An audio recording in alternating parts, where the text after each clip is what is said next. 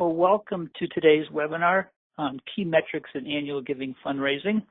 This webinar is being recorded and will be up and posted within the week along with the slide deck. Today's discussion, I'm Doug Cogswell from Advisor Solutions. We do a ton of data analytics work in the fundraising sector.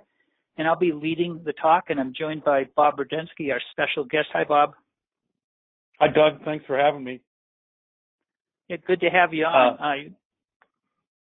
I just want to say, for people who don't know, Doug and I are both in Chicago, but he's in the suburbs, which I never get to, and I'm in the city, which he never gets to. I think I know where the suburbs are, but I'm not sure. But I appreciate you involving me in this. I want to just say from the get-go, Doug's going to walk through a lot of survey results today, and he did all the work with his team. He's very nicely invited me to just sort of give some reactions and commentary, and thanks for that. But I just want to emphasize I get to walk in at the 11th hour and participate in the discussion. So thanks for that, Doug. And the other thing I want to say to my annual giving friends, we're all kind of starved for data, a lot of us in our shops. And Doug didn't ask me to say this. In fact, I'm participating in this for free. This is eating into my lunchtime. But Advisor has one of those data products that I have appreciated for a long, long time. And so even though he won't say this, part of why I'm here today, in addition to being neighborly, is to just give a shout out to the things that they're doing at Advisor with helping us dice and slice data. And a lot of what I think you're going to hear in the next hour is how do we learn from the information we already have. And my friends at Advisor help us do that. So thanks for that, Doug, and thanks for having me, and back over to you. Well, thanks, Bob. It's always good to have somebody else from the Chicago area as well. And Bob does a bunch of, consulting work in this area, and I have a lot of respect for what he does as well. I just want to note that if you have questions, there's a question panel down at the bottom right. Just type them in. We'll either get them later on in the session or we'll reply back in writing. So we have observed that many annual giving teams manage to the wrong metrics was the genesis of this. And as a result, they do not achieve the results that they could. There's an over-focus on revenue and participation, which you'll see from the data, and an almost total lack of focus on what's actually working to retain current donors, reacquire lapsed donors, and effectively acquire non-donors while increasing gift amounts. For whatever the reason, there's a mindset of shotgunning something to everybody rather than focusing down and rifle shooting higher touch messages to targeted subsegments. That's the premise of what we're going to be showing and talking about. And in today's world of easily targeted and measurable print, phone, and email, it's eminently doable to develop this more targeted, focused approach. So that got us to go out and survey the industry. So we sent a survey to 3,250 annual giving staff and managers. We have a bunch of clients, and we have 95 data points that we're going to walk through. The points we looked at, the programs ran from fairly small, $500,000 a year, to pretty big, $50 million in annual revenue, so it was quite a range. 75% have been up and running at least 11 years, but 25% are newer, and there's some differences between a newer program and an up and running program. Some of them over 36 or over 20 years. We learned that size matters. So smaller programs may do things differently and have different outcomes, big a little differently, but sector not so much. So we had a cross-rough of public higher education, private higher education, some private high schools, nonprofits, healthcare, and some of the arts and sciences and community service. I think my sense of looking at the data is there's a really good consistency across all of them. You'll see we'll flag some of the higher ed differences from some of the other sectors, but when we do work, the concepts are pretty similar. So we found some consistent goals. This was an open-ended, unprompted, what are your goals? Raise more revenue from more donors. Everybody pretty much said that, and there's two parts, more revenue and more donors. And then for some, cultivate more future major gift donors. And I'm actually surprised this didn't come out as strong as the first two, because every time we do major giving work and we measure attachment, engagement, and what causes people to give more, one of the key factors is they've been giving consistently to the annual giving program. But good news is it did come up pretty strongly. We also found some concerns. We're finding that it's consistently people are finding it harder to reach people than in the past. Basically everybody said that. and we're also seeing declining donor pools for some. You know, Bob, you wanted to make some comments on this. Well, yeah, these, I don't think you're probably telling anybody listening in anything that they don't know about reaching people and shrinking donor populations. The thing I just want to point out is that in some ways, Doug, you and I become enablers for statistics like this.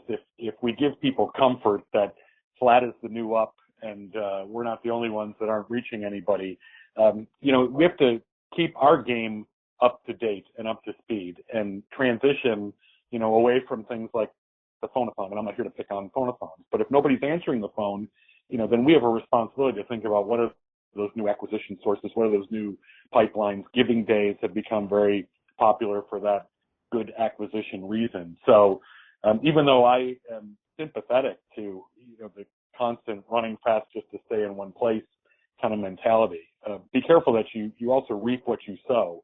And it's not all the fault of millennials or any other generation you want to point a finger at if we're just not present in where they're communicating and how they're transacting money and things like that. So be careful this isn't a self-fulfilling prophecy at your place. And Bob, thanks, because I think as we go deeper into the data, I think you're going to see this because there's an almost total lack of, segmenting the messaging, trying to figure out people's interest areas and messaging more targeted. It's just still generally a consistent theme, consistent message to everybody versus more targeted, more focused, more nuanced, and all the things you can do today with technology. We also found a bunch of organizational challenges. So we're going to go through metrics and we're going to go through, kind of where everybody is and where we think it could go. But then overlaying this is these set of issues. There are established programs that have been running for a while. The teams are used to looking at things a certain way, and they may not highlight the strategic issues. So there's also behaviors underneath this. And then there's tons of data. Untangling what worked and what didn't can be challenging. Is it really worth the effort? This is sort of our world. We're good at untangling the data. Don't realize that you can customize the messages. And there's been huge changes in technology. So even print messaging can be customized down to small groups, individuals, and so forth today. And this one, resistance to change. Old habits, patterns, and inertia can get in the way. Teams are used to the established programs. Some team members can fear for their jobs if, for example, less is sent. And we've had examples where, the goal is to cut the non-donor population down and send much more smaller groups of targeted messages to subsegments. But there is somebody whose job has always been to send the 30,000 mail piece end of the year holiday greeting and the 20,000 whatever. And when you say we're not going to do that anymore, there's resistance, and it comes from fear. And so to make changes, you have to be aware of that. And, there's strategies like get some small wins, target some things, build on those, and do it incrementally. So prove it out. But just, be aware the data tells a story, but then overlaying it is these kinds of things. This slide makes me smile because this is a list of all the things that are good for my business and get me invited over to places, even though they shouldn't. And, I know a lot of senior annual giving people these days, and they're like me. We came up through a phonathon world and a direct mail world, and we can sometimes be a little resistant to change. But you get rewarded these days in annual giving, in my opinion, for being nimble, in being creative and being innovative and saying, let's give it a try and see what works. What always makes me cringe is that phrase, well, it's the way we've always done it around here. And I think more than anything else in annual giving these days, that embracing of let's give it a try is maybe more important now than it's ever been in annual giving. For a long time, we didn't have to change the phonathon strategy a whole lot. We didn't have to change getting out a mailing a whole lot. But now we're almost an annual giving agency beyond just being an annual giving production house. So that's what I see in this list, and it makes me smile because thank goodness you're all resistant to change. Good points, Bob. I actually wasn't trying to do marketing for your business, but I'm glad I did here. Yeah, well, I'm not happy about all. That's often what. Yeah, and we don't mind giving a little bit of visibility on those issues. There are clearly a range of approaches, and we kind of highlight here typical and top performers, and we've kind of worked with all of them. Our goal is to help the typical become more top performers. But the typical is a top line focus on revenue. Generally, everybody gets sent something, which the problem is that there's a target group that's a part of everybody, and you send something to everybody. Given cost, you may not get enough sends to the group you really want to hit. If you want to actually get 6 to 10 pieces per year to the target, and you're sending to 3 times the target, then the data is going to show you're typically getting only 2 to 4 touches a year, which is not enough. So the problem with sending to everybody is there's a cost to it, and there's a cost in terms of the direct cost, but also the inability to get enough messaging to the people you really want. Generic messages versus target and tune. Don't experiment. Just keep doing the same thing. Send something to everyone with the hope that it will stick. The top performers are much more strategic. They go under the top line. They segment prospects. They segment them on demographic, psychographic characteristics, behaviors, all kinds of different things. And we'll go through some ways to do that. The messaging gets targeted. We've got one client who has segmented the alumni group into theme areas. Some get messages about the sports program because that's their interest. Some get messages about the arts and sciences, or the arts, and then others the sciences, and they do a lot of social justice work. Some get messaging on that and so forth. So by doing that, they're getting messaging that's more likely to connect with the interests of the people, which is more likely to cause an acquisition or retention or whatever you're trying to do. And they experiment and adjust. You can try things today in small sends, and if it sticks, do more of it. If it doesn't, adjust. So the theme here is segment, focus, target, experiment, adjust. And these are, techniques, and in a number of the places we've worked have hired staff from commercial business to consumer marketing companies, that's their business. The Procter & Gamble's, the consumer packaged goods of the world do this. They do not do this for sure. So coming out of this, one of the things I think we're going to find, there's a consistent problem, and this webinar is about metrics. And I think one of the problems is metrics, because the metrics today are almost always the outcomes, not the things that will drive change. They're not helping teams understand what to do and what to change. And Bob, you might want to comment this before we dive down into some of the detail. Well, a good annual giving person is all about the data, and I've always thought that annual giving is one big laboratory for how do we get smarter the next time we do something. So you're not going to get any argument to anything on this slide. I think the trick these days, and we'll dive deeper into this, is that the metrics are evolving very quickly. There's Facebook metrics that are very different from how many direct mail BREs came into the office. So I think the challenge for a lot of my annual giving friends is to access the metrics and know how to interpret the metrics so that we can, manage those numbers in trying to hit our overarching goals, which I think is where you're going next. Yeah. So we asked, what are your current performance metrics? And this was unprompted. We compiled them into groups. Biggest was revenue. 91% measure revenue, which is, I'm surprised it's not 100. That's obviously the outcome, what you want to have. The donor retention rate, 2/3. The participation rate, 50%. Numbers of donors, 38%. Then it falls down into a variety of other things. And I would argue that, these big ones are the outputs. These are the things that are the results. They're not the drivers. The drivers are, how many touches somebody's getting. Is the messaging connected to a segment behavior characteristic? Is the yield of the appeal at the right rate? And if not, what are you doing about it? All of those kinds of things. And some of those are down in here, but the big four don't, at least from my perspective, seem to represent the underlying things you actually use to drive change. And kind of like this, our lap times are off. We're in the Indy 500. So you're measuring lap times. But that's not how you drive the car. The issue is why, and there's something with the carburetor, the fuel mixture, how you're cutting the corners. There's a bunch of underlying statistics that you would adjust to get the lap times up. It's not enough just to say we're off. It's like, what do we do? Doug, on your previous slide where you list all those metrics, just a couple comments there. There's your big four, as you like to call it, and I like that name. Some of those middle metrics there remind me of the folks that are participating in target analytics or have some access to that deeper dive about acquisition rates and donor retention rates.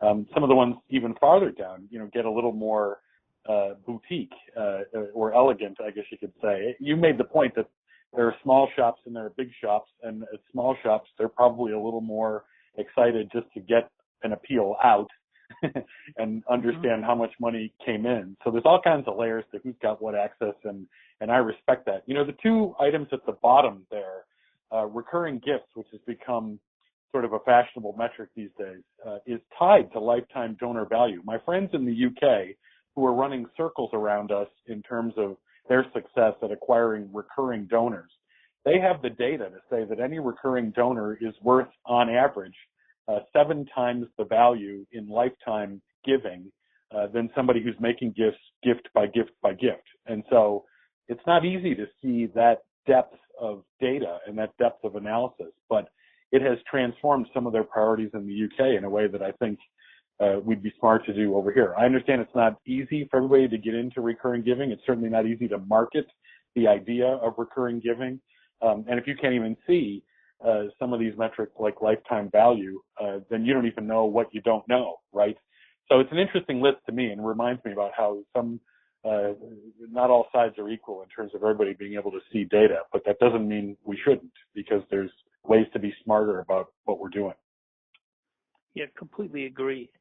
And then we started asking some of the questions, like if you actually wanted to improve a performance, one thing might be to customize the ask amounts to different characteristics of the people, the prospects. And we asked, do you customize your ask amounts? And in less than a quarter, customize the ask amounts, which was a bit surprising to me. And then there's a follow-on question that when you do customize and determine how much to ask, how do you do it?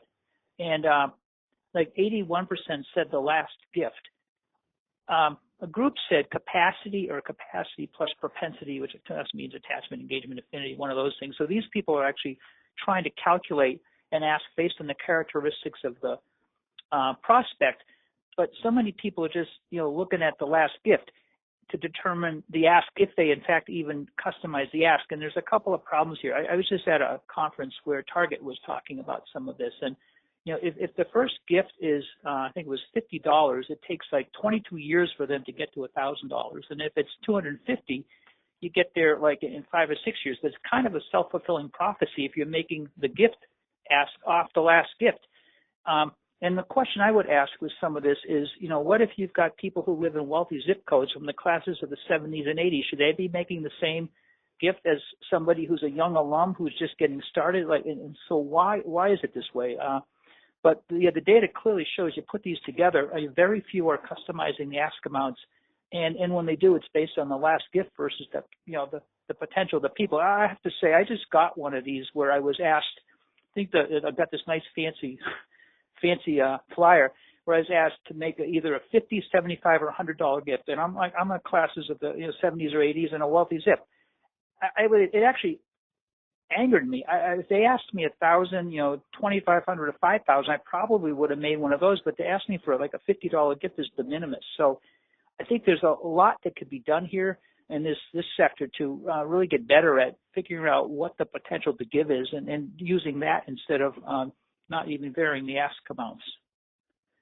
Your quote about how long it takes to go from an annual gift to a major gift also makes me smile, because I used to stand up in presentations and make that statement or some variation of it. And you could see data from specific institutions that said it takes on average 13 years to go from a $100 gift to a $10,000 gift. But a lot of that is self-fulfilling, right? And we've limited ourselves to that. And just like you're mad at the caller for asking you for a $50 gift, we also got people mad for asking for too much of a gift. So there's that cuts both ways.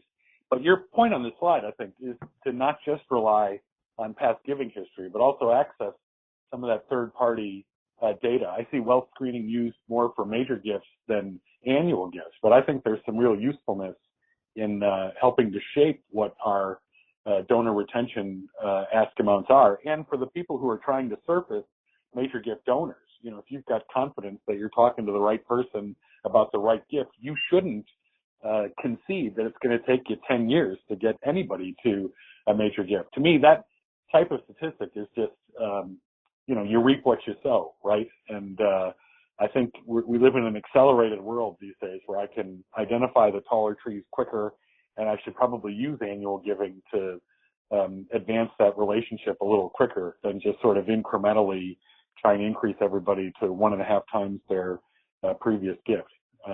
It's a self-fulfilling thing. And I know for most of our clients, the wealth screening, all the whole population is expensive, and most don't do it. So you have the issue with the annual giving population may not be all wealth screened, but there are proxies for it, like just public domain data on wealth by zip code and the affinity, propensity, attachment. Most of that's internal data. People come to events, they make gifts in the past, they come to reunions, whatever the experience in the hospital was, membership visits or something like that.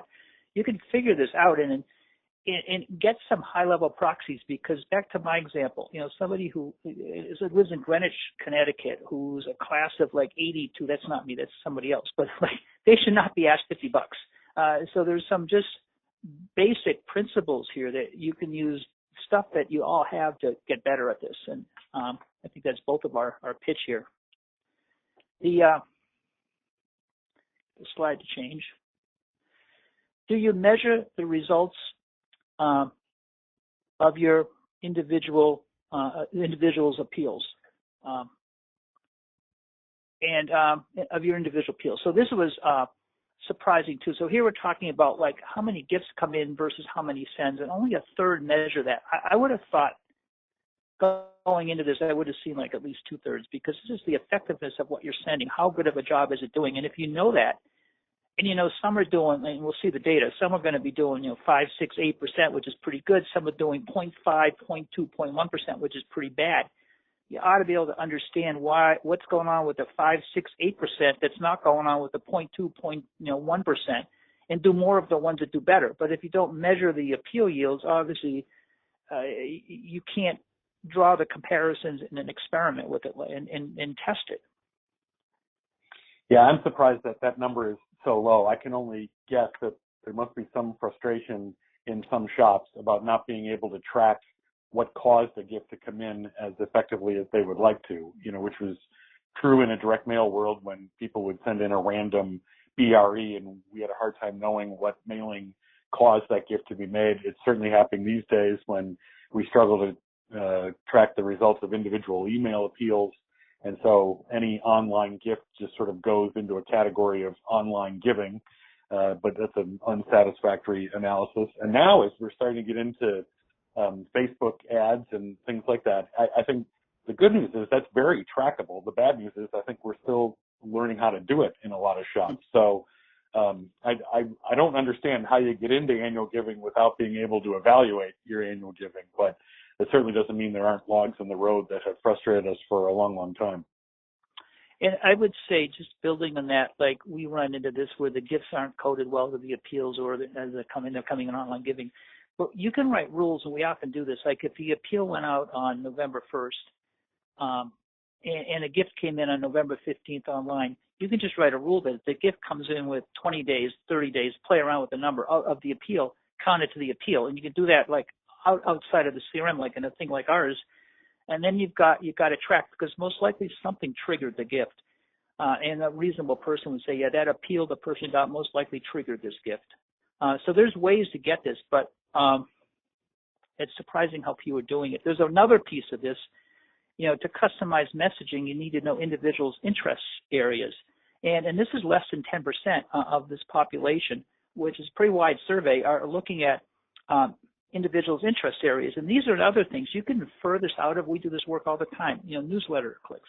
What articles are they clicking on? If they always click on sports, they like sports. If they always click on scientific research, they like scientific research. What events do they attend? You put on events in cities, you put on events at reunions. What are they coming to? They're telling you interest. Surveys. It's easy to do surveys, especially around reunions, and put questions in about what their interest areas are. Social media, there's a variety of ways to figure out what degrees they got at your school or after. Employment. All of this stuff is indicative of what their interests might be. And then, like the client I mentioned earlier, you can experiment. You send the group the science reference, appeals, and if it goes up, hey, you got something. If it doesn't, now try something else. The ones that went up, that's their interest. If not, try something else with them. So this is another one where there's a lot of ways to get at this and experiment.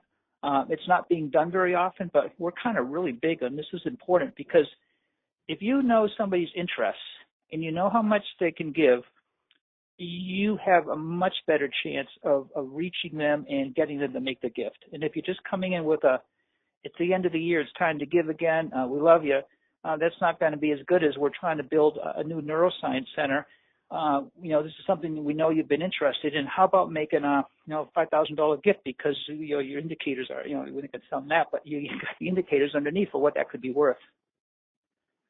Well, and the real elephant in the room for me with this slide is the whole rise of crowdfunding. And, we're now able to identify very specific funding interests of people. But I don't know that everybody has thought through where do we go with that next. So if somebody supports the rugby team at your place after years of sending them unrestricted appeal solicitations, you better not go back to sending them an unrestricted appeal solicitation because they've just showed you what floats their boat from a donor point of view. For those of us old enough in annual giving to, remember all the years when we would just segment by what school you graduated from, what degree you had. I mean, those were pretty arbitrary decisions, sometimes just to make the deans happy at each of the schools. And again, for the smaller shops, this is the kind of segmentation that can quickly give you a headache. But just appreciate, like Doug's saying, we're now sitting with an available amount of data that we've never had to play with before. And, you've discovered something great if you're now into crowdfunding and you can see exactly what Bob Berdinsky wants to support. But you're going to shoot yourself in the foot if you don't pay attention to that. So even though I guess, there's probably a lot of layers to customized messaging in this question, but for me, the important thing is we're standing on a doorway of hyper messaging that's very informed messaging because I know exactly what people gave to before, and I still think we're thinking through what that follow-up donor retention strategy looks like for our crowdfunding supporters. Yeah, so then we asked back to, can you ascribe improved performance to these metrics? And the metrics were generally revenue, numbers of donors, retention. There were those big four. And, it's 38% said it's unclear. Less than a third, 32% said, yeah, it's helping us. Too early to tell, no, can't get the reports out. We've actually went down, dirty data, hard to see. We asked why or why not. No, we have a lot of, these are direct quotes from the survey. We have a lot of trouble getting regular reporting on our metrics. The data is owned by IT, not development. Well, that's not a hard one, ideally, to change. They've recognized the problem, like, let's fix it. That's unacceptable. The metrics didn't work. We couldn't get timely data. Well, the data's in the system almost all the time. We're seeing decreases in annual giving. We're not sure why, which implies that we don't have the factors. I like this one. We see this a bunch. Our leaders only focus on the macro goals, which would be revenue and numbers of donors. I believe focusing on the micro goals would help staff see their direct impact and allow us to celebrate more wins along the way. And we're going to move in a minute to what those micro goals, those more strategic metrics would be like. But I see this a lot. And it's, the leadership needs to evolve from, I know you want the outcomes, but it's like that race car. If it's all you're looking at is the lap times, you're not going to improve the lap times. You actually got to improve how you drive the car and how the engine's tuned and the fuel mixtures and all of that. This one, why did it work? We see that we have higher retention rates when donors feel closer to our mission. The way we keep donors close to our mission is to give them personalized touches throughout the year, invites to events and donor societies. And I've seen some of our clients personalized touches instead of a general phone campaign with, outsourced or with student callers, use class agents who are likely to be known by the person. The crowdfunding, it's actually people often starting the thing, moving around, personalized letters, more focused, smaller sends with messages that connect clearly work better, and this pretty much says it. Bob, anything to add to this one?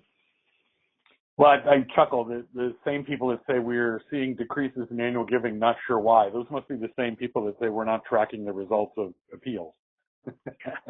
Yeah, it's like that would be a good reason not to know why. And I laugh, I'll go visit a campus halfway through the year, and I'll very innocently ask the team, are we going to hit the goals for this year? And sometimes I get an answer that's a combination of, well, we're going to work really hard. And if we work hard and everybody's working hard and there's a lot of hard working going on, we are confident that we'll hit the goal, which tells me that they don't really have a clear idea for sort of what you're talking about here. And it goes to your point about lap time, that I think if you understand the little numbers and you manage the little numbers and can keep an eye on that as the year goes along, then lo and behold, you tend to hit your bigger goals. So I like the lap analogy. I'm going to use that, by the way. Yeah, and then we called out, there was a bunch of comments, on what has worked. And one was messaging. The data showed that language matters. When we changed our language to better explain how gifts were critical to important and inspirational outcomes for our community, retention and average gift size both went up. And boy, you could have a whole webinar just on language too. That I think one of the benefits of digital fundraising is that you can play with themes, gratitude and nostalgia and needs and all kinds of stuff in a lot easier of a way than you can with a phone-a-phone script or with a one-page letter. So, but yeah, sure, language matters. And then segmenting the messaging. We implemented a segmentation strategy that notes both relationship to the institution and giving history, lapse, current, renewal, all that stuff, and have been targeting messaging to the various groups based on this. So far this year, we have increased participation and revenue. I would add that we would also recommend a more behavioral, psychographic, demographic-based segmentation, especially with non-donors. It's segmentation we are huge believers in, and especially with non-donors, figuring out the characteristics of people who are more likely to give helps you focus and get the touches up on a subset versus trying to get something to everybody. And we just did this with one school where if you take young alums, the characteristics were moved and live in New York, certain industries, certain degrees are more likely to give than others. And then there were some class participation sports because there's an engagement that comes from that. There's a set of characteristics there that are measurable. It's like a third the population.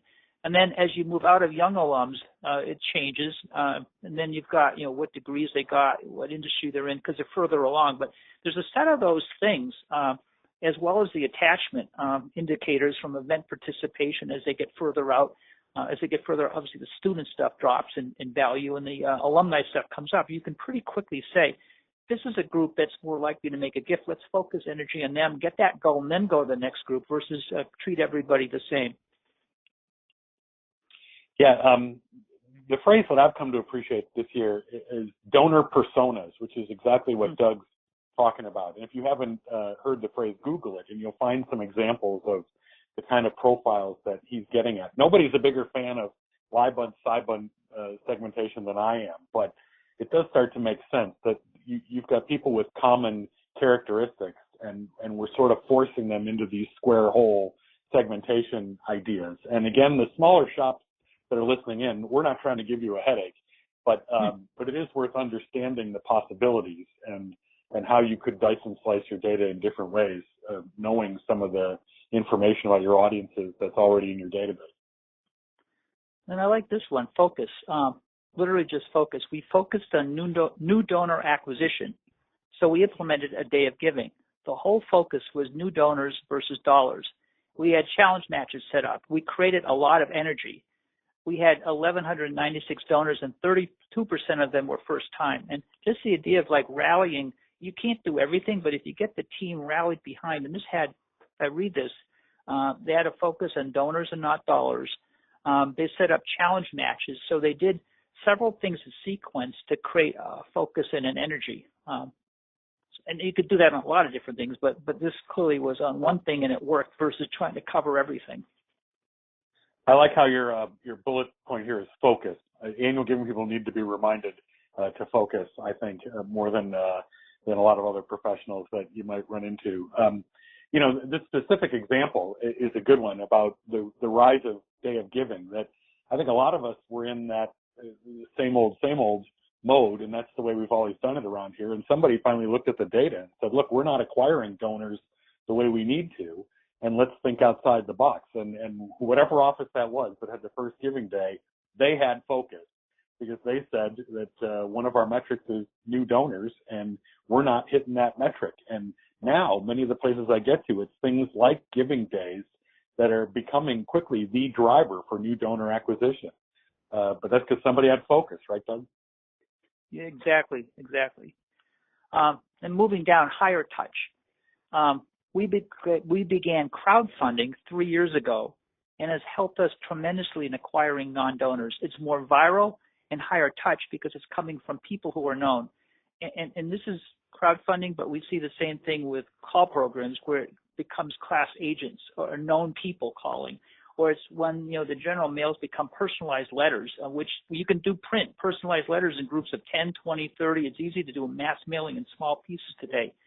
But this higher touch with known people gets through the clutter, and is every time we've seen it more effective. I mean, when we look at the appeals in our data and our work that do better, it's often because they're a higher touch, a smaller send appeal. I'm sitting in my office and I can see on the shelf some old class agent handbooks, right, that are now covered with dust because they all talked about how you write your letter and the deadline for getting into the office. And I know some of you are always still in that mode. But even though the technology is changing, the methods of communications are changing, that peer voice and that personal touch is just as valuable as it ever was, whether you're in a paper domain or a digital domain. I'm actually just reading. There's a couple of questions that have come in on this, and there's a comment. Hey, Bob, they like you. Bob is right. However, a lot of shops don't know that they can.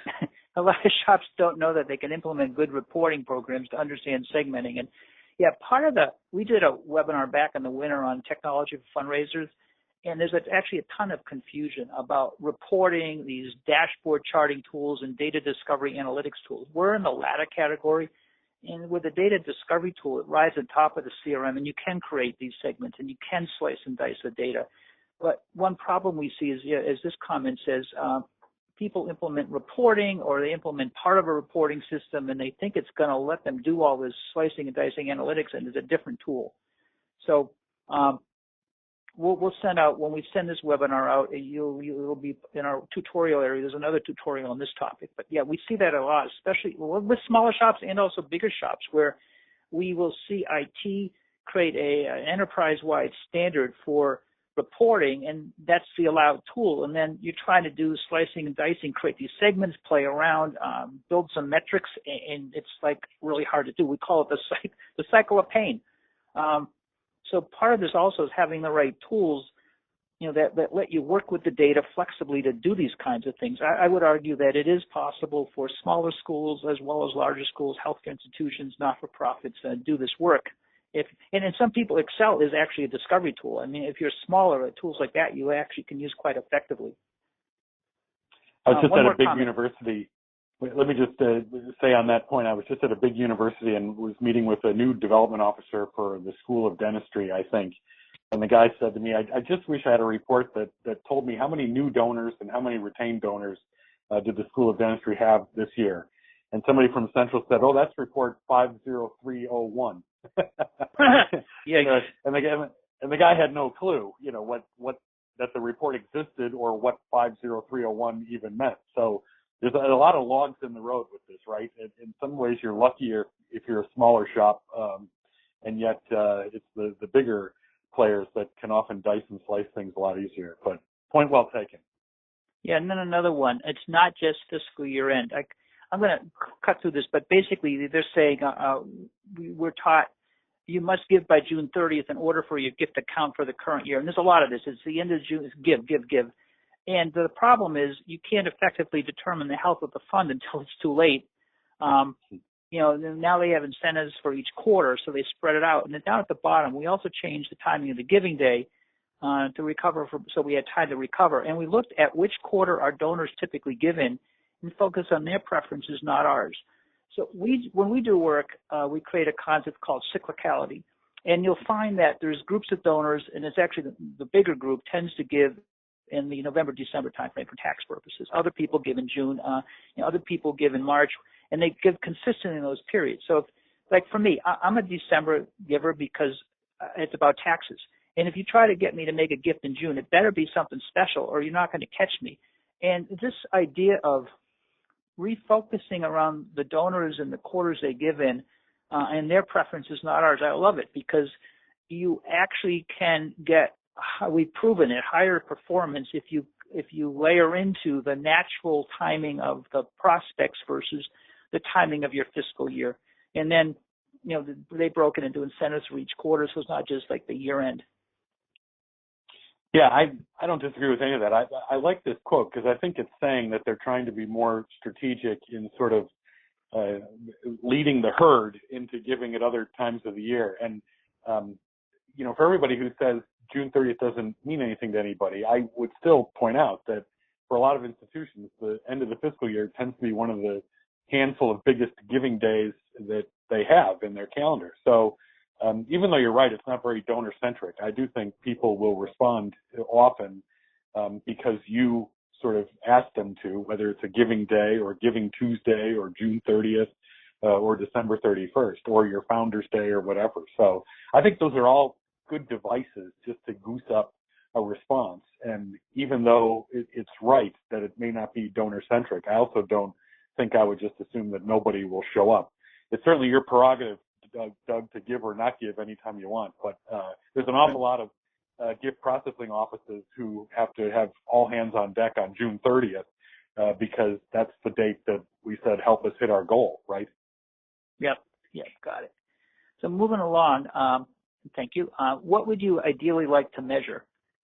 Good news is appeal yields came out with half the group saying they like to measure those: donor retention rate, ROI on acquisition, donor analysis, ability to slice and dice ad hoc, donor migration, donor segmentation, lifetime donor value. We saw that earlier. Then we asked, what's holding you back? It's too labor intensive to pull and evaluate the data. It's too hard to get anything other than the current year revenue. We're short-staffed and have limited time. We're, I love this, tyrannized by the urgent. We never get a chance to breathe to do anything strategic. The kind of messaging that donors respond to is the most critical, but we are not tracking appeal message themes in our database, which is, so there's a inability to get at the data, but then this actually we've seen quite a bit where if you actually want to measure appeal effectiveness, you need to know what the theme is. And some of these systems have put the things coded as like ABC23D.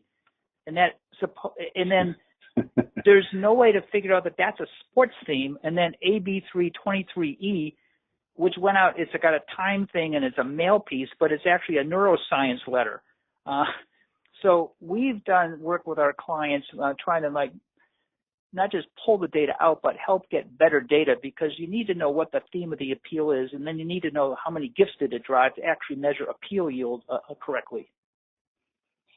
I'm surprised some of these percentages aren't higher in terms of your dream list of metrics. I know a lot of annual giving people who would say yes, please, to everything on this list. I wonder if there's people who just don't know what they don't know in terms of, like you said, the carburetor and what all the small numbers are that feed into the larger numbers. Yeah, that's a good point. Because this question was unprompted. It was people writing down what they wanted. And if you don't know what you don't know, you might put nothing down or just a couple of things, when reality is you actually need a lot of things. Yeah. So we're going to get more prescriptive here. Looking at all of this, our observation is the strategic business-to-consumer marketing metrics, B2C, that we see in industry are conspicuously missing here. Things like acquisition rates, retention, reacquisition rates, and trends, target segments based on demographic, psychographic characteristics, appeal yields, target messaging, touch points, calculated ask amounts, and so forth. And when, at some level, the math here is pretty simple. Revenue equals numbers of donors times how much each gives. If you get both of those right, you'll do well. And then you break it down. This is not rocket science, so I'm going quickly here. The numbers of donors, you've got current donors, you want to retain them. And then there's techniques and strategies to do that. The lapsed donors, you want to get them back, and usually you want to get them back in the first year or two. By the time they're 3, 4, 5 years out, they look like non-donors again. All the stats say that. So when somebody lapses, there needs to be a strategy and a program to get them back. We're going to look at some ratios for these in a minute. And non-donors, you want to go get them in the focused way. And how much each gives, we'd say versus their capacity and attachment. And this is back to, like, we asked the question. We often see alums from the classes of 70s and 80s who live in wealthy zips giving exactly the same as everybody else. Why? I mean, these are the primary, most attractive targets, and why are they giving the same as everybody else? The answer is because they're not being asked based on what their potential capacity to give would be. Versus last year is one way, this is much better, and then vary it by segment affiliation characteristics of the people. And then when we look underneath this, what do? There's kind of 4 considerations. You have a prospect who has a set of interests, which you can infer out. They have capacity, which you get a number of ways, wealth screening, wealth by zipper. It's not quite as good, but you can get it. There's a variety of ways. Attachment is basically, them telling you through all the ways you try to engage them, whether it's events, newsletter clicks, played sports or whatever. And if you figure that out, then you want to message them with themes and ask amounts that fit who they are. If their interests are sports messaging. If they can give $1,000, ask 1,000, 2,500, 5,000. The right media, single channel, phone only, multi-channel, so an integrated. Maybe you want to send a general letter out first about the sports programs for this group, and then maybe personalized letters from class agents and follow up with a personalized phone call from a class agent, so there's some sequencing to it, and integrate them together. Often we see the appeals are general and they're single-threaded. They're not grouped together in a way to build energy. Timing, theirs or ours. If somebody's typically a December donor, you're better off messaging the summer or the fall to trigger the December gift.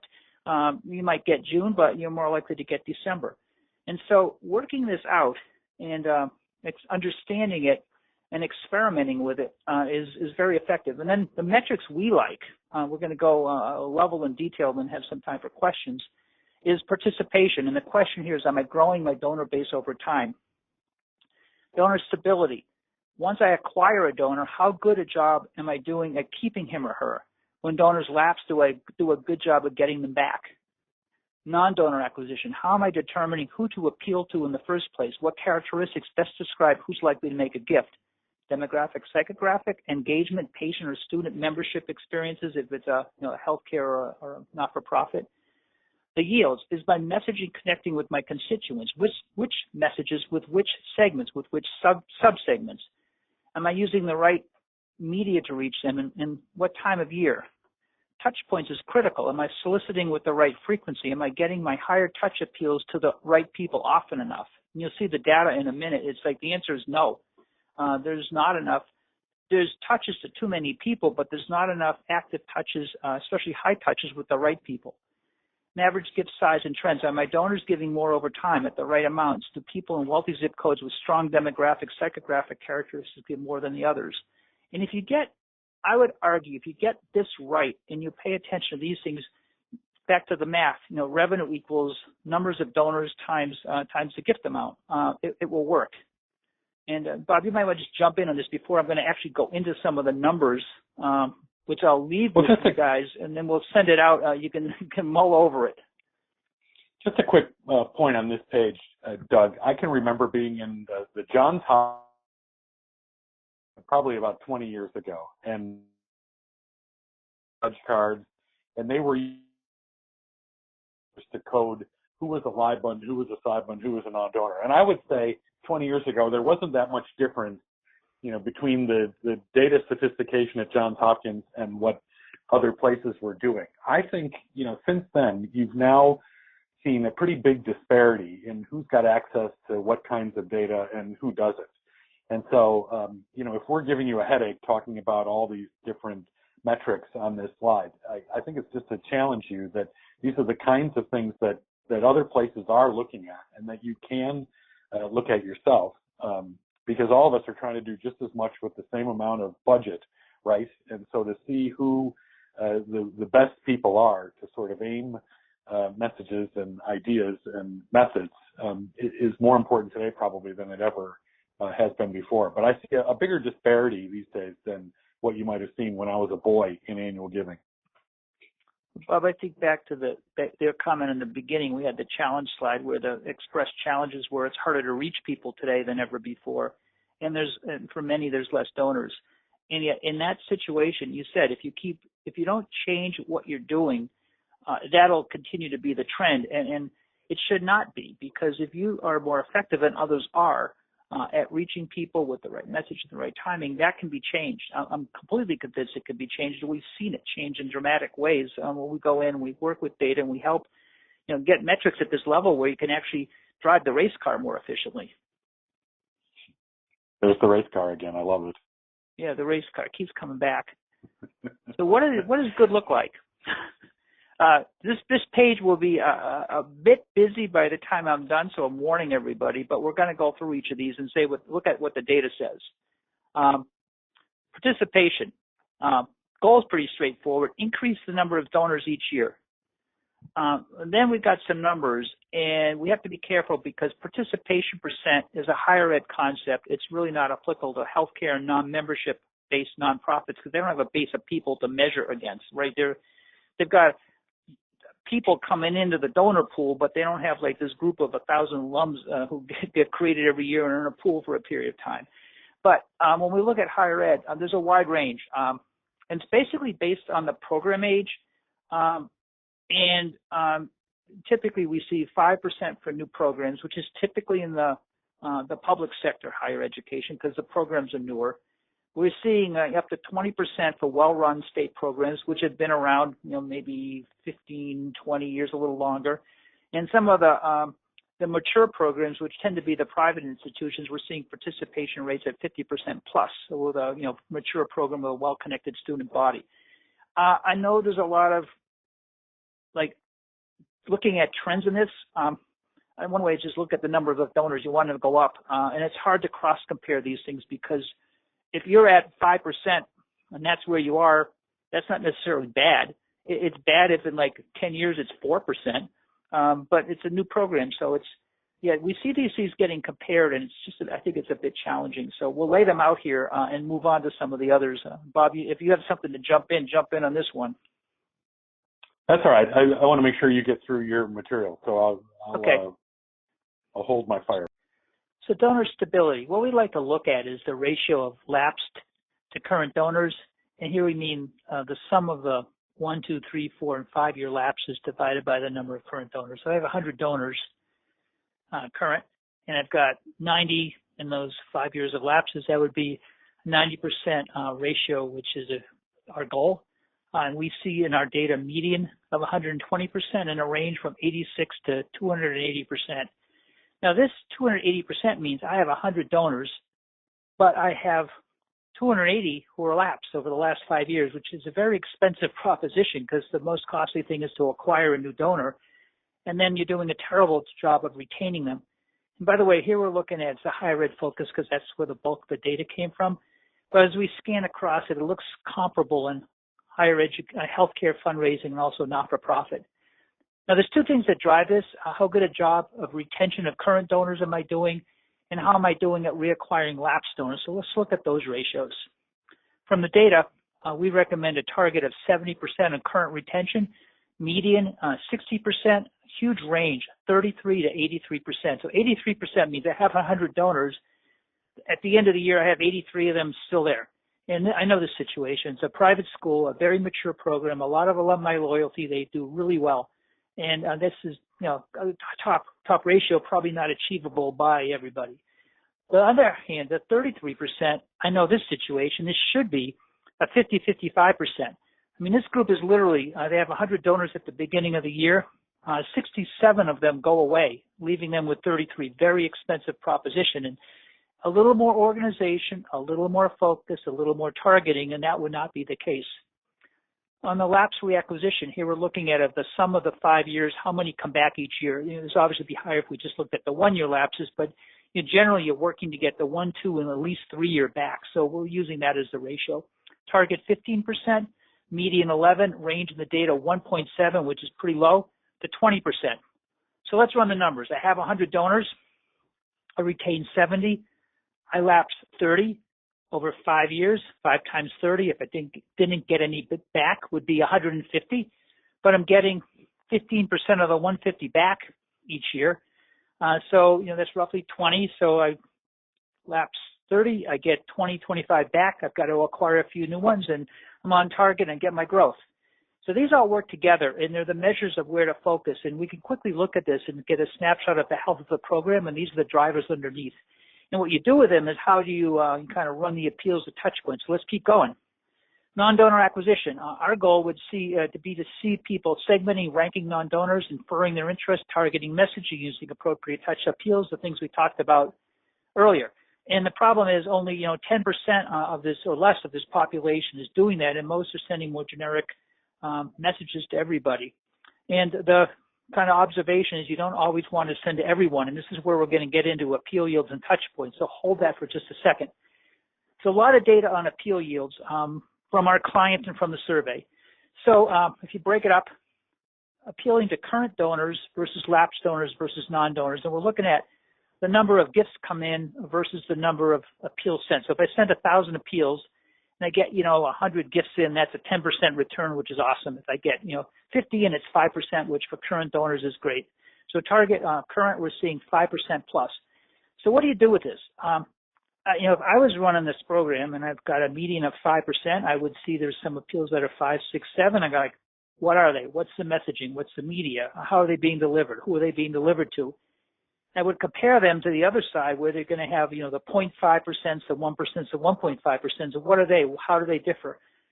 Let's keep doing the ones that work well. And let's stop doing the ones that aren't working well. And let's maybe do a little more targeting, a little more experimenting. Same theme with the lapse. Obviously the ratio, the percent's lower for obvious reasons. 2% plus is good for lapsed across our data. But you want to do the same thing. You want to learn from it, and you want to try to segment, and you want to see what's working. And obviously non-donors is lower yet, and it varies depending on who the non-donor pool is. It's less defined than the lapse or the current. There's a huge range, 0% to 60%. And a caveat, we only looked at appeals that were sent to 75 people and more. We cut out the lower ones. Obviously, if you sent to 10 people and you got 5 in, that's 50%, but not particularly telling. Two key factors drive the higher ratios. Are we appealing in an interest area or some theme that's more likely to connect? And is it higher touch? And higher touch means, things like personalized letters, maybe a class agent doing the call versus some generic person who's not known, and so forth. So the more you can increase the touch and the more you can increase the connection with the person, the higher these yields go. And every time we take one of these and unpack it, that's what we see. And that's the kind of stuff you got to figure out to drive, these things up and these things up, which give you a healthy program. Touch points. 6 to 12 is a good target in a 12-month period. That pretty much means, in a 12-month, each prospect's going to receive 6 to 10 touches, a combination of phone, email, letter, whatever. This comes from classic business-to-consumer marketing. Across our data, we saw a median of 4, which is half where it should be. And the problem is you're not getting enough energy to drive yields at the level you'd like. Huge range. One data point was the median was 1, which is means basically you send something out to everybody once a year. That's not enough connection to get a lot of conversion. And the upper side was 42. That's really, really high and likely to cause people to opt out and to ignore and to disregard and all the other things that go with that. The 42 is you look at the type, it's heavy email because it's cheap, but sending, 42 things to somebody is not likely to help them become a donor either. And our suggestion here, this is where the non-donor segmentation can come in, because if you segment the non-donors, you can send the same investment in a program to fewer people, but get more touches. And we've got clients who have done this and doubled and tripled revenue. And in some cases actually cut the number of sends back because they're doing it more effectively with a more targeted group that's more likely to give. Obviously you can increase this by sending more things, but that's a budget issue. If you can't raise the budget, so let's focus on the right group so we get the frequency that touches the energy with the right theme so that we get these conversions and we get like good ratios up here with these yields. Average gift size and trend. The goal is more increasing donors and decreasing in amount. And the ones that do this well vary the ask amounts based on capacity attachment. Median, 20% of the current donors are upgrading each year. huge range. Some of the respondents was less than 1%, a couple were up at 40%. And the ones at 40% were being more intentional about how they were leading people to higher gifts. They weren't just basing it on the last gift amount. They were basing it on combinations of metrics they've calculated off of capacity and attachment and asking them more aggressively, which is appropriate. So these things are like the tools as you drive that race car. And what you're trying to do is balance these things out, like play around with themes and ask amounts and channels and programs and timing, and then balance it back and try it and see what happens. If the yield's low, don't do it again. If it's high, try more like it and use variants of it. So the beauty today with all the way the technology is, it's pretty easy to do this, and it's not hard with some of the discovery tools or the things like we're doing to get the data out of the system so you can run the engine effectively and get those lap times up. So as we come to close, there is more coming. We're going to do follow-ons on segmenting and targeting non-donors, which we think is one of the big areas here for improvement. Improving lapsed donor reacquisition, empowering donor retention, effective multi-channel high-touch programs. What do they look like, especially with some of the emerging crowdfunding, social media, recurring revenue stuff we talked about earlier? And how to measure appeal success, especially in including theme-based, like what is the actual messaging of the appeal, and that's driving the percents of the yield. So this is coming. So we're going to wrap up, but before we do, Bob, I'd like to just ask you if there's anything you'd like to add before we wrap up. No, all good stuff. Man knows his data. So I appreciate you and your team pulling all that stuff together. But one quick pitch. I am chairing a number of conferences and speaking at others. They're all on that modestly named Bob Brudzinski website there. I know I have a face for webinars, but would love to see all of you in person, including you, Doug, if you make it into the city ever. But thanks for the opportunity. I can find my way in. It just depends on the time of day. It could be hours to get into Chicago from the suburbs. So true. Yeah. So hopefully there's a lot of data here. There's a lot of depth underneath it. We are going to have follow-ons to it. It has been recorded. We'll let you know. It'll be up and posted within the week. But just to summarize, the whole idea here is, we got to move past generic messages sent pretty much to everybody and use consumer marketing techniques of targeting, segmenting, focusing, measuring, adjusting, all of the things we said on this slide here. And I think, those of us that have seen a lot of these and worked through the data and the best practices would indicate that if you get a model that works like this, you could turn around that situation of a hard to reach and declining donor base and have a vibrant operation that keeps raising more money and keeps increasing the number of donors. Anything to add to that, Bob? No, all good stuff. All good stuff. Well, I'm realizing it's now 3 o'clock Eastern time, so we're going to say thanks. If you put questions, have a great rest of the day.